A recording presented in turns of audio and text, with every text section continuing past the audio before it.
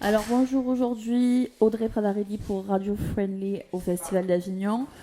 Nous sommes allés voir aujourd'hui au Théâtre L'Artéfil, ici-bas, un très joli spectacle interprété et mis en scène par Perrine Fauvez et Céline Dely.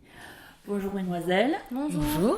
Est-ce que, en quelques mots, vous pourriez nous décrire un petit peu ce spectacle, de quoi il parle, qu'est-ce que vous avez réussi à en mettre en scène, à mettre en lumière pour le spectateur ? Alors, ce spectacle, en quelques mots, c'est un peu difficile, mais si on essaye de faire simple, c'est l'histoire d'une petite fille qui a perdu ses parents pendant la traversée et elle se retrouve derrière la poubelle de Pépé et Mémé.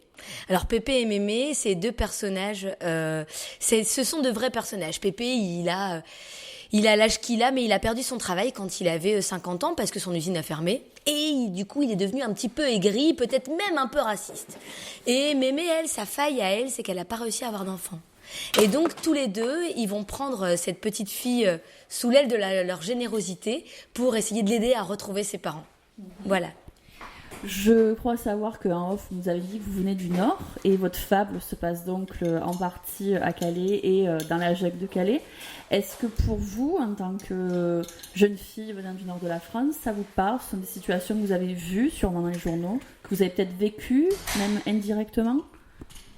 En fait, avec Perrine, on travaille dans un centre d'art et de transformation sociale à Arras, dont Perrine a la coordination pédagogique d'ailleurs, et donc on travaille avec des jeunes gens qui sont en réinsertion par l'art, et c'est vrai qu'on est inscrit dans des logiques d'éducation populaire depuis toujours, depuis 10 ans, 12 ans, 15 ans qu'on travaille.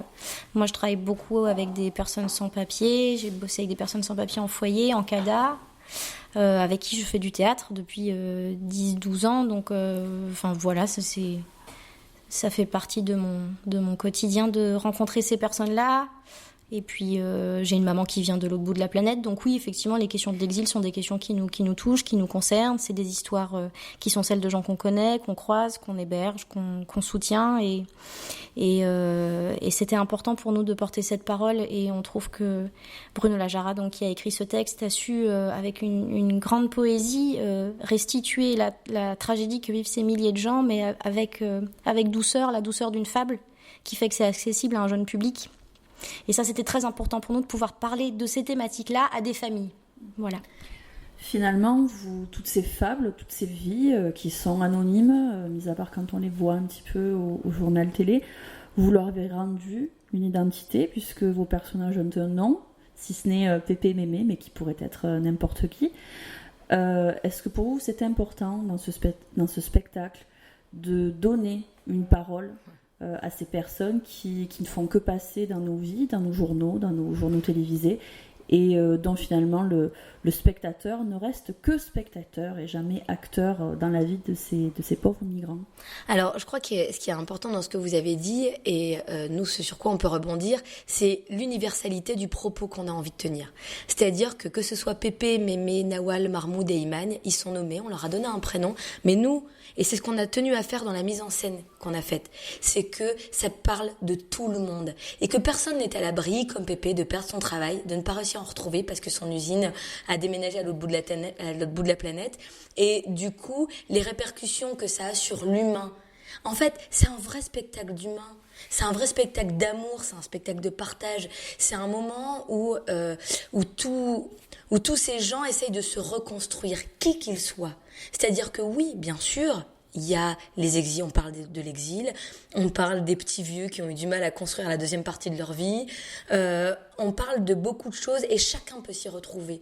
Et je crois que c'est là la force du spectacle, c'est que ce n'est pas un spectacle sur les migrants, ce n'est pas un spectacle sur les vieux, ce n'est pas un spectacle sur l'enfance, ou sur le chômage. En fait, c'est un spectacle à l'intérieur duquel on traite une multitude de sujets qui permet à chacun, selon là où il en est au moment de sa vie, de pouvoir s'y retrouver et en tout cas d'aller y chercher ce qu'il a envie d'y chercher.